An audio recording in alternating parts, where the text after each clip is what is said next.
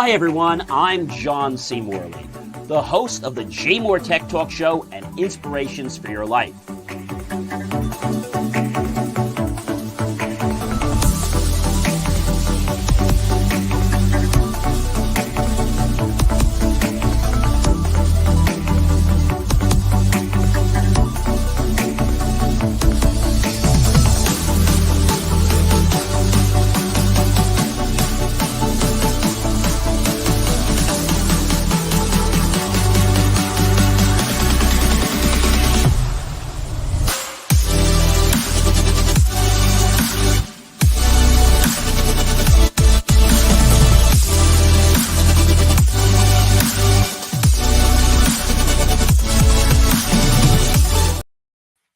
Hey guys, it is John C. Morley here, serial entrepreneur. Welcome to the JMOR Tech Talk Show.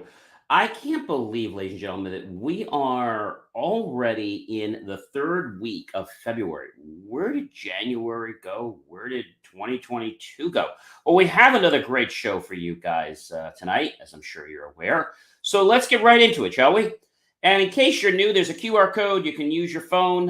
Just open up the camera app, point to that QR code, and touch the ellipse, and you'll be greeted with my link sheet with lots of great information to improve your life, as well as many of the JMOR Tech Talk shows. So let's go ahead and share our first topic. Let's get started. Electronic bag tags are ready for takeoff. So what is this all about? Well, basically, Alaska Airlines has made electronic bag tags available to elite mileage plan members with a broader rollout plan in the first half of the year. And walking into SeaTac Airport for an afternoon flight could be a lot easier now, with the Alaska Airlines now serving kiosks to print bag tags, and you wouldn't be wasting time in the crowd anymore. So that's pretty much what's happening. So you might still have to wait in line to drop off your bag, but by the bag tag, with it being attached, it'll be ready before you arrive at the airport. And in fact, it's been on probably your bag now for several weeks for multiple flights to different destinations, which makes it even easier. And this is because an electronic bag tag, about 3x5 roughly, has a little device made by a Dutch company called BagTag.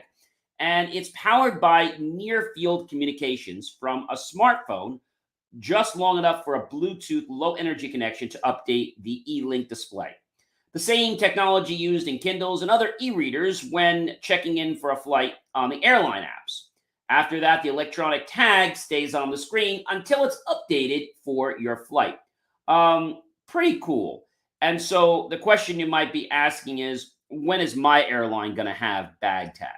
Well, so bag tag gets you ahead of the check-in line a lot easier.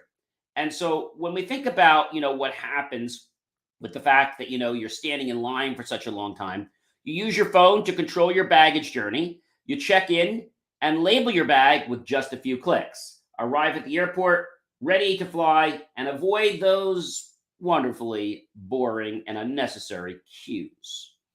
So the nice thing about it is you don't have to worry about recharging, because it is batteryless. So that's pretty cool.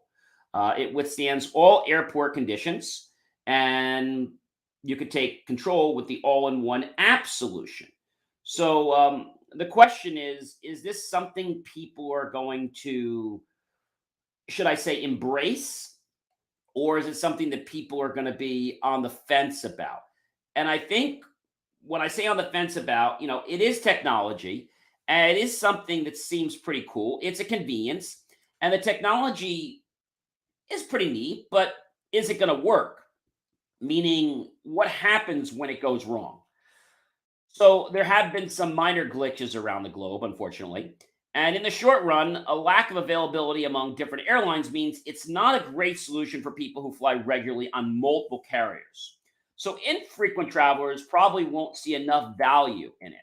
However, the electronic bag tag will be worth the investment for many frequent Alaska Airlines passengers and for regular customers of other airlines as the technology becomes readily available. So your luggage arrives consistently on time at your destination. For now, this is primarily a system and test in the fact that the E tags work reliably and not because of big technological leaps in bag tracking.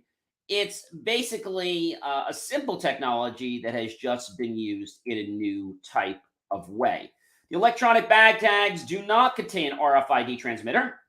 And again, it's easier for the airlines to track and route bags, but it will require infrastructure upgrades at many US airports. So the nice thing about this is that they'll be able to control and make sure that your luggage gets to the right place automatically without you having to worry about it. So the question is, how much are bag tags? And I think that's an interesting question because the electronic tags are going to vary, but it's about a $70 figure per device. So, just under $100 per device. But again, you can use it on multiple flights, and supposedly it's going to help you do a lot of great things. So, I'm interested to see what's going to happen with bag tags. I'm not 100% sold on it, but it's very similar to what they did in the UPS and the FedEx market. How they route packages using scanners and smart technology. So that's kind of what's been happening there. So we'll keep an eye on that, ladies and gentlemen, and we'll definitely keep you abreast of that technology and and what's happening. So something new I wanted to share with you guys. And in some other cool news that's coming up is the update to the Apple iOS 16.3.1. So this is another update by Apple. It's available for the iPhone 8 and later, iPad Pro, all models, iPad Air 3, third generation and later, and the iPad fifth generation and later, and the iPad mini fifth generation and later. The impact is an app may be able to execute arbitrary code with kernel privileges. And a use after free issue was addressed with improved memory management. Also, the Zinru Chi of Pangu Labs, per the Google project. So there have been some fixes as well as the CVE, chief threat, the vulnerability impacted WebKit, the engine behind all iOS web browsers, including Safari, potentially allowing hackers to execute code on iPhones or iPads. Now you might be saying to me, John, hey, what is a CVE? All right, common vulnerabilities and exposures. So definitely something we've got to stay. I'm going to say on the mark for. But I got to tell you that updating your iOS phone is not a hard process. You can expect the first beta of the iOS 16.4 to be released probably around this week or a little bit later. And rumors are the update will include the revamped HomeKit architecture initially released in iOS 16.2. So right now, if I was to go to my phone, which is pretty easy to do, and I was just to go up there and I was just to type in the word update, which I can do very easily from the settings screen, I'll see it says software update. Mine says automatic updates on. It takes a second just to pull up, which once it does, and it says iOS 16.3. Now, right now, I have not updated to the 16.4, the 16.32. They had a minor bug fix to arrive before the 16.4. But the question is, should I be updating? And I think the short answer is yes, because anything you can do to make your phone more reliable and more safe is definitely important. So the update to the 16.31 is 269.9 megabytes. Just go ahead here. You can see, ladies and gentlemen, and click on the download and install button. It'll ask you for your PIN. And then what you're going to see on your phone is it will actually say, would you, basically, do you want to use the update? You want to allow it? And, you can continue on with the update. And once you continue on with the update, it could take a couple minutes. Once that happens, it's relatively easy. You just kind of wait for that process to finish. And once that process finishes, it's going to go through some things automatically. And once that happens, you're actually going to get a a little message, but it usually takes somewhere around a minute to maybe, I'm going to say 5 or 6 minutes, depending on how fast of an internet connection you have. And it says once it's downloading, it says the update provides important bug fixes and security updates for your iPhone. Once it's done downloading, which we'll come back to in a second, we will then go and install it. Now, the important thing is that when you install this update or any update from Apple, it will basically take your phone out of service for the brief couple minutes while it reboots. So the iPad iOS 16.31, the phone iOS 16.31, there are isolated reports of bugs in the release and notably single strength complaints, but the security of your device obviously comes first. And I got to tell you that when it comes to security, I think that should be your first concern. So again, expect the 16.4 to be released either like toward the end of this week or probably next week. And rumors are that the update will include, again, the HomeKit architecture released in iOS 16.2.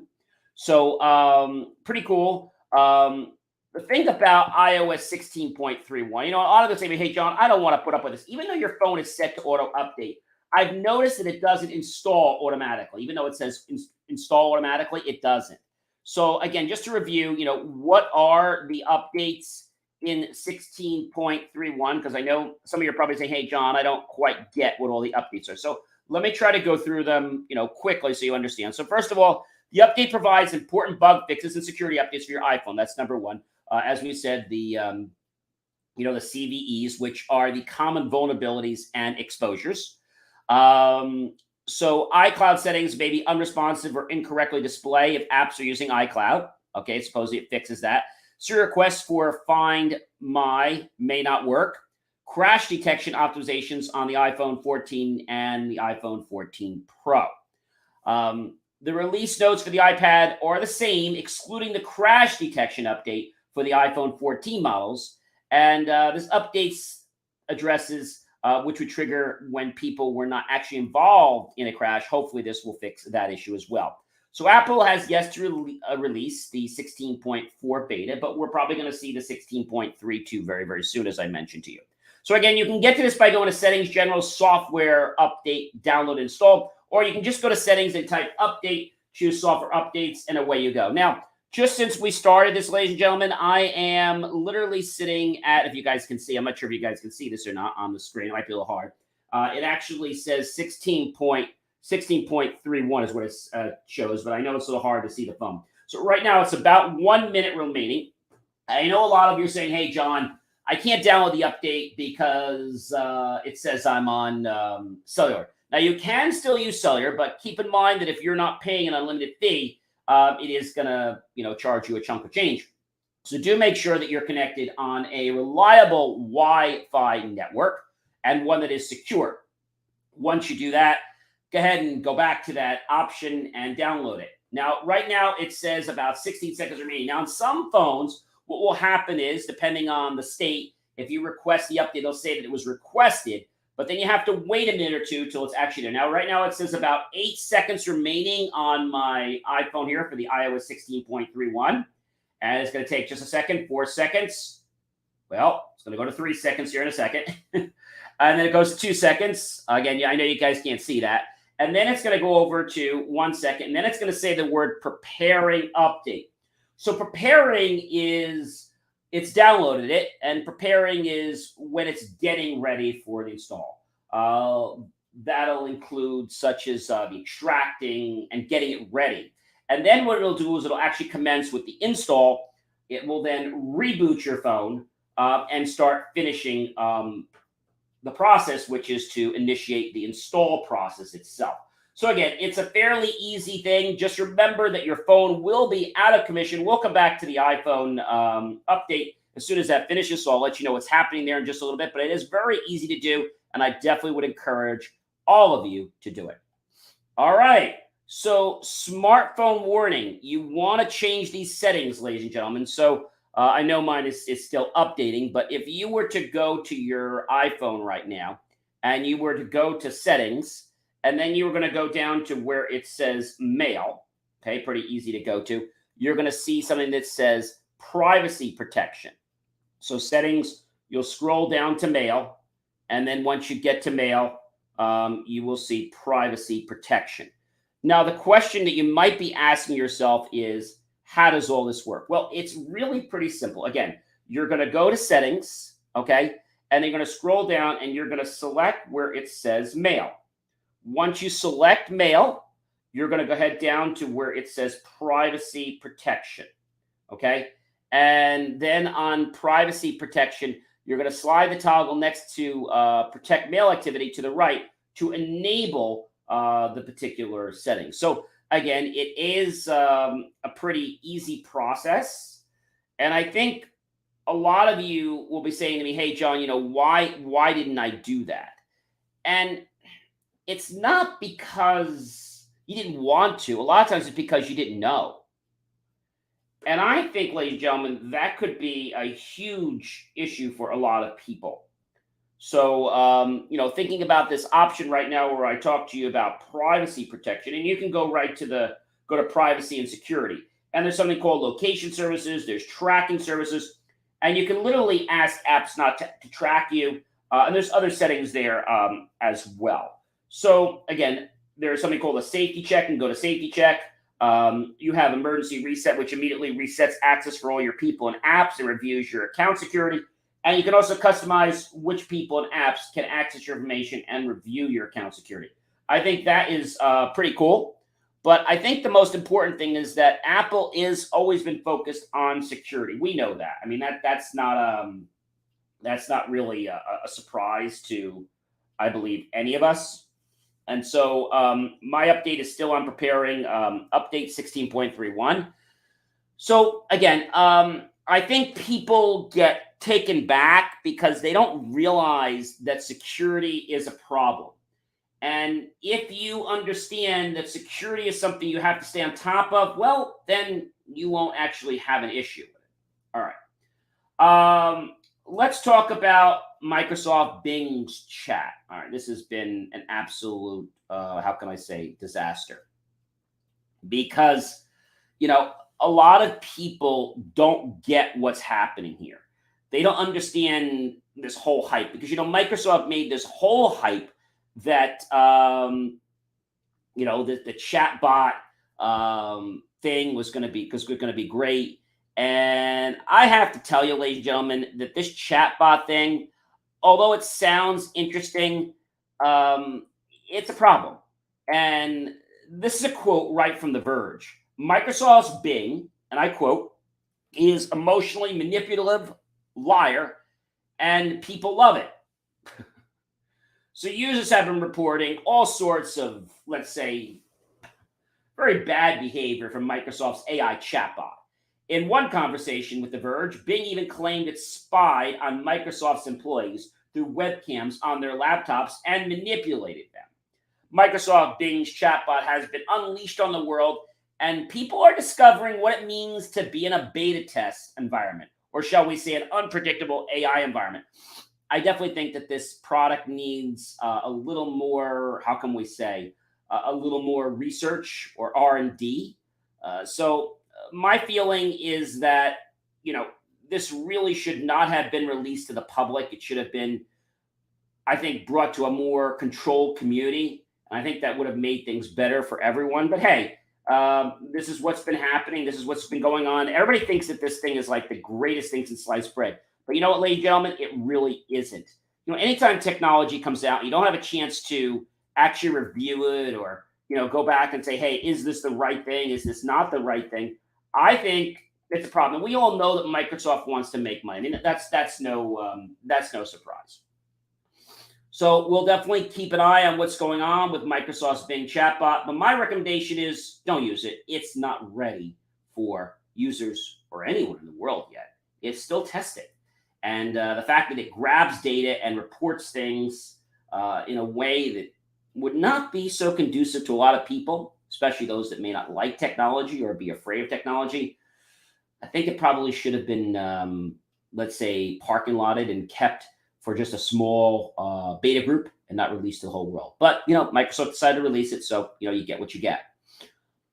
Here's something really interesting, ladies and gentlemen. a hyper realistic robot of a famed artist. And I'll spell this name for you because I don't want to mess up the name. The name is actually Yayoi Kusama. That's Yayoi Kusama. Makes people step and stare. So what the heck is this thing? It's this new robot that actually was launched. But the thing about this robot, oh, by the way, it actually has a step right now where it said verifying the update, and then after it says verifying the update, it's going to now reboot my phone. So that's like almost, let's say, more than 60% of the update being done. So you don't want to do anything on that. And literally, it's rebooting my phone. It's probably about 2 or 3%. The Apple logo has come up on the black screen. And so this hyper realistic robot of the famed artist I just mentioned makes people stop. And the thing that's very interesting about this is that it's catching so many people's attention. I mean, so many people are stopping to say, hey, what the heck is going on with this? And I think it's because it's so lifelike. And, this tiny home robot will keep you company while you self isolate. The hyper realistic robot of the famed artist that I was just mentioning. And I have to think, ladies and gentlemen, that it's kind of the future of what they say blink. If any of you have read the book, I think a lot of people, when they see something that's close to being lifelike, they're ready to jump on it. They're ready to say, hey, let's check this out. Let's try this. Because let's face it, a lot of robots out there, technology out there, are mimicking what humans are doing, but they're not quite exactly in alignment. Okay. And this robot really caused a big stir in New York. So if you like robots and really realistic ones, you'll definitely have to go to New York so that you can observe this artist painting her very famous polka dots in the window of the Louis Vuitton store on Fifth Avenue. Actually, you'll see there is a surprisingly realistic robot of the Kusama that makes movements and grimaces in a very interesting way. It turns out that this is going to be something that I think is going to captivate people because now it's showing art. And in a big way, as only Louis Vuitton knows how to do, this is an iconic, I should say, collaboration that's celebrating the blending or the melding of art, audacity, craftsmanship, and psychedelic proposal of Kusama. So this is pretty cool. Are we going to see more of this? Well, a Bhutan pop-up space located in the meatpacking district was covered in floor-to-floor infinity dots to echo the artist's celebrated infinity room, and was also dedicated to the new Yayoi Kusama collection. And this is just interesting. I love when we're able to take technology and get people to appreciate where things are coming from. By the way, my iPhone is probably about, I'm going to say maybe 10%. This boot up process is not just a boot up process. It's actually installing the 16.31 iOS update. But again, when there is an update and it's about security, I would tell you you've got to do it. All right. I know there could be potentials of things not working right, but hey, the security of your phone is the name of the game, or any mobile device you have, laptop, etc. So security has to win over everything. And if it doesn't, then I think you got to readjust your priorities. That's my own personal opinion, but I think something you guys should follow. And more and more stuff is starting to evolve as we're in 2023. I think people are starting to wonder, what's going on with technology. And before I take a quick leap, I want to ask you guys a question. You guys may or may not know the answers. What new technology, okay, was in the latest Super Bowl? Does anybody know? The latest technology in the Super Bowl. So Fox Sports elevated its camera technology for Sunday's broadcast for the Super Bowl with more slow motion cameras than ever and an unprecedented two sky cams and new artificial intelligence service that makes the most out of all the equipment so they can really give an amazing production. So technology wins, and the football teams are being able to benefit from it. And the new AI technology could change game prep for Super Bowl teams. Engineers trained an algorithm to annotate football game film. I mean, this is something that is really, really cool. So, the tech behind the game, the Super Bowl is utilizing the most advanced technologies, including cutting edge communication systems and high tech video streaming. Now, we've known about streaming before. That's nothing big. But the face of the Super Bowl is changing. And by the way, ladies and gentlemen, my phone just came back online. That took, probably 5-10 minutes. And if I go to my update screen just to see that my phone updated, I can see that my phone is indeed at iOS 16.31. So camera tech has come a long way. Super Bowl halftime show has come a long way. I mean, I think they got really crazy with the Super Bowl. The Super Bowl IT and event security benefited from the most advanced IT event security solutions around. With millions of people attending the Super Bowl, they had to really step up their game. Advances in facial recognition technology have enabled Super Bowl organizers to develop comprehensive security protocols involving physical and digital security measures. So really amazing how they have evolved. And Super Bowl stats in real time. The Super Bowl is the biggest sporting event of the year, and knowing who the favorites are can help you make better predictions when betting on futures. The conclusion, of course, with all the exciting additions to the innovations of Super Bowl, especially in 2023, we are definitely sure that it's probably the most talked about event in sports history ever. With the new technologies, as we said, like facial recognition, security solutions, real-time stats, and betting odds, there's so many ways to stay up to date on the latest news and trends of the Super Bowl. Like I said, the halftime show supposedly had some interesting things. I watched it. The first thing I thought about when I thought about the Super Bowl's half show was I said, gee, it's pretty dangerous, the Super Bowl, the Super Bowl halftime show, I think, was dangerous. And you might say, gee, why? Um, they said it was one of the most watched shows in recent history. Um, I think the reason I consider it dangerous is that, the way they had all of these cables, lifting things up and down, you know, on top of all that, the fact of Rihanna almost falling from one of the hanging platforms um, was a slight of an issue. And there was no harm to anyone before, but during or after the presentation. But again, she almost fell. And all I kept saying to myself is, I think they might have went a little too far with this Super Bowl game. Because I get that they want to impress people. Believe me, I get it. I get it. I get it. It's nothing new. But I think they went a little too far. And somebody could have really gotten hurt.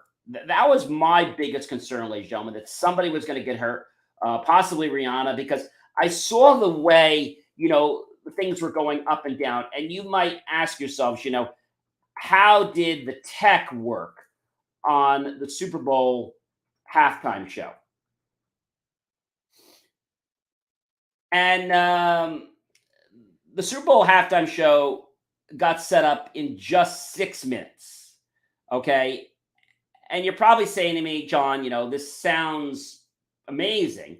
But again, they designed the audio and they had this whole choreographed event with the songs and lyrics. And my biggest concern is that this halftime show had people more interested in what was going on and less on the actual song.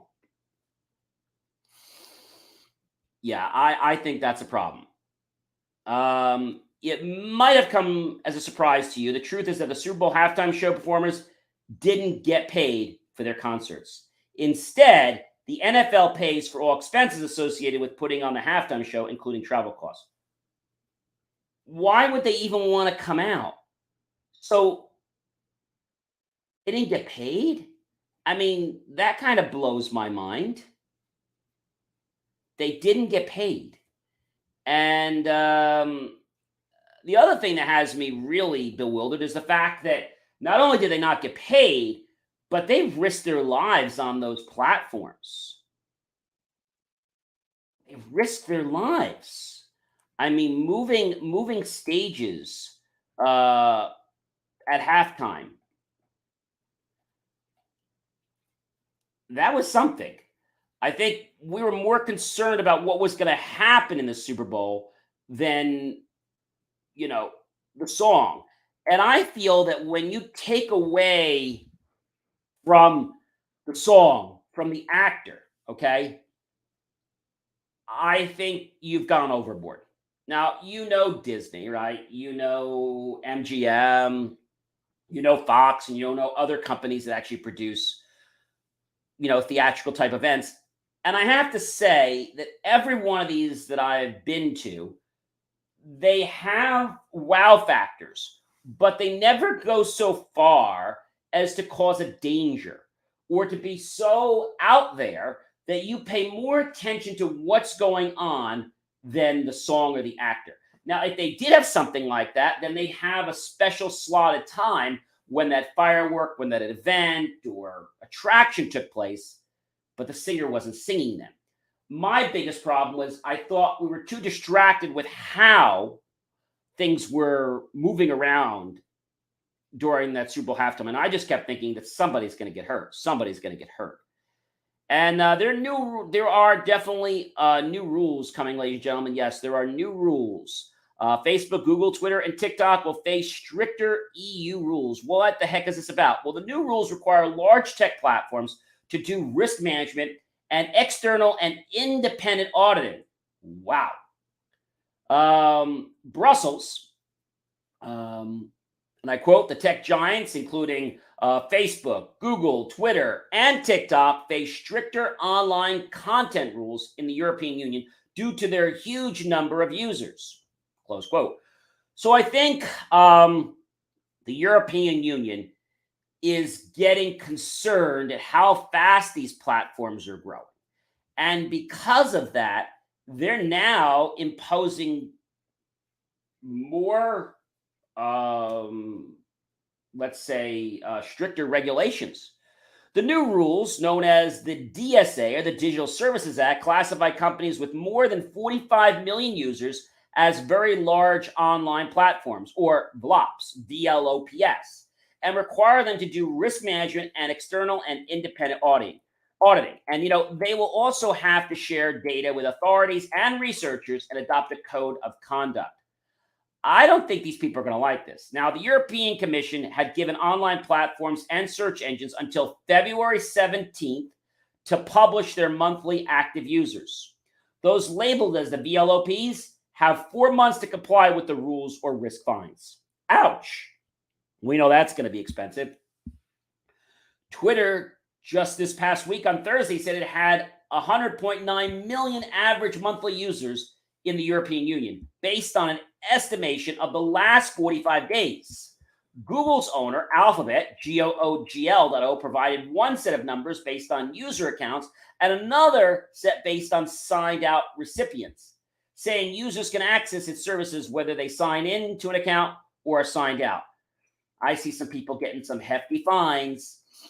It's also said that the average monthly number of signed-in users totaled 278.6 million at Google Maps and 274.6 million at Google Play, 332 million at Google Search and 74.9 million at Shopping, and 401.7 million at YouTube.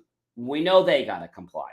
Apple AAPL.O said only its app store built for its iPhones with more than 45 million monthly users qualified as a very large online platform.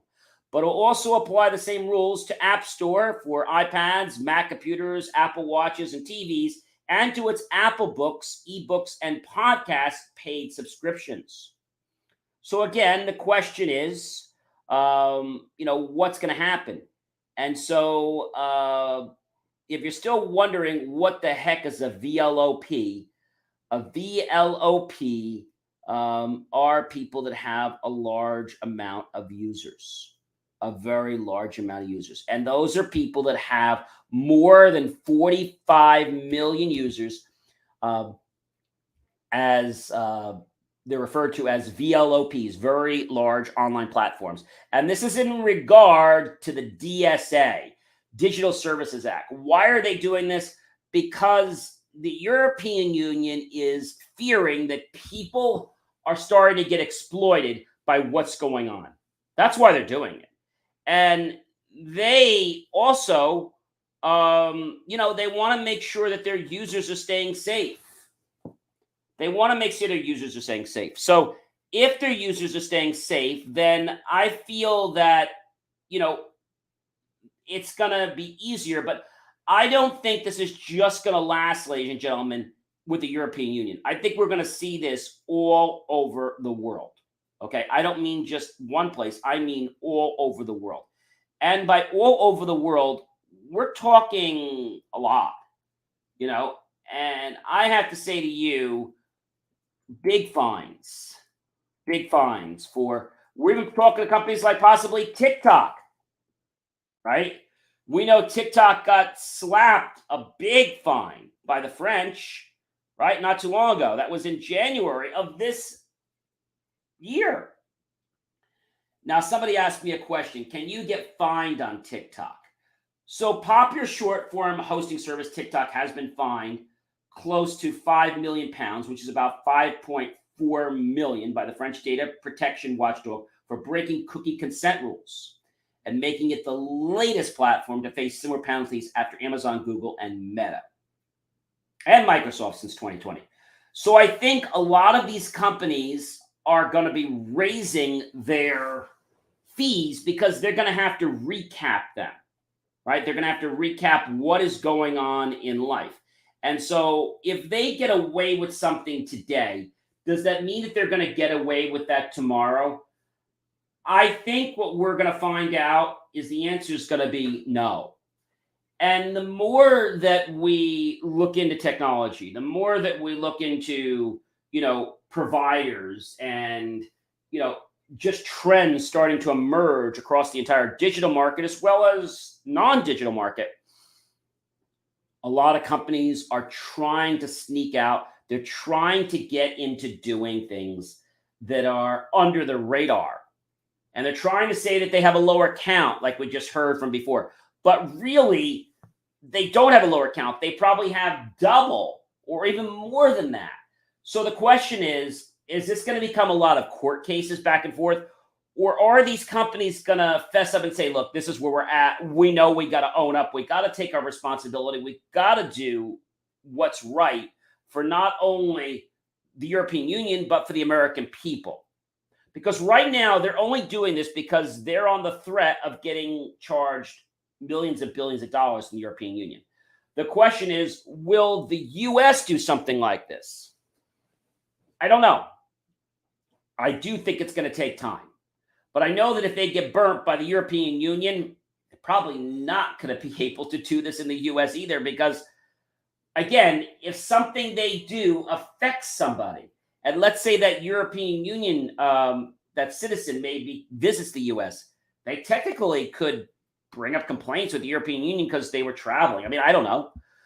There's a lot of speculation here, and I feel that where technology is going with Facebook and the fact that Facebook changed their name to Meta, which we all know they're still Facebook, but they say they're Facebook Meta, it just causes us to ask more questions, to get some answers, but those answers cause us to keep asking more questions that we can't get answers to. And it's not because the companies don't have the answers. It's because they don't want to kowtow and give us the honest truth. Why don't they want to do that? Because they'd rather exploit us. They would rather manipulate us, grab our data, and share it with people that are going to pay them billions of dollars. See, that's the problem.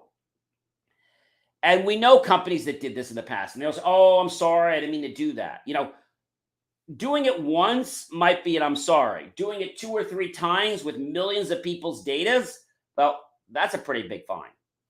So before we wrap up tonight's episode of JMOR Tech Talk, I think what we have to be looking out for in 2023 is where artificial intelligence is going, where people are using technology to reference information. We saw what happened with Microsoft's AI engine and how that engine shouldn't even be on the street right now. But we know that they're desperate to get that in front of people so they can make more money. I mean, that's the name of the game. It's all about money. It's not about doing the right thing. And unfortunately, I have to be the bearer of bad news to tell you that there are going to be more companies out there. They're going to attempt to rip you off. That are going to attempt to exploit you. Why? Because they feel they can. So it's up to you to discern what's out there and make the choice, ladies and gentlemen. Should I do this? Should I not do this? And remember, just because you're one person, it doesn't mean you don't have a voice. Everyone's voice matters. And if we all speak up, and we all let manufacturers and we all let Congress and different organizations know what we feel, rules are going to change. The European Union did this not because they're so smart. They did it because of the people that are on the board, because of the community, because of the citizens complaining about what's going on, because of potential lawsuit cases. That's why they're doing this. They're trying to protect their behind. They want to make sure that they don't get sued. That's the name of the game, ladies and gentlemen. All right, you know who I am by now. If you don't, I'm John C. Morley, serial entrepreneur. I invite you to check out Believe Me Achieve, an amazing link to you, which has so much information to improve the quality of your life. But you know what? I would really like it if you'd pop by and see my brand new radio show on WTBQ Radio in New York or New Jersey. You can go to WTBQ.com and watch me any Tuesday from 10:05 to 10:58 every single Tuesday morning. I look forward to seeing you on another JMOR Tech Talk show. And I hope, ladies and gentlemen, if you have something that you would like to share with our show, that you'll make the choice to reach out to our team and apply to be on our show, because we love to feature people that have information to share. Remember, we're not a sales show. We're about giving people the facts and giving people the truth.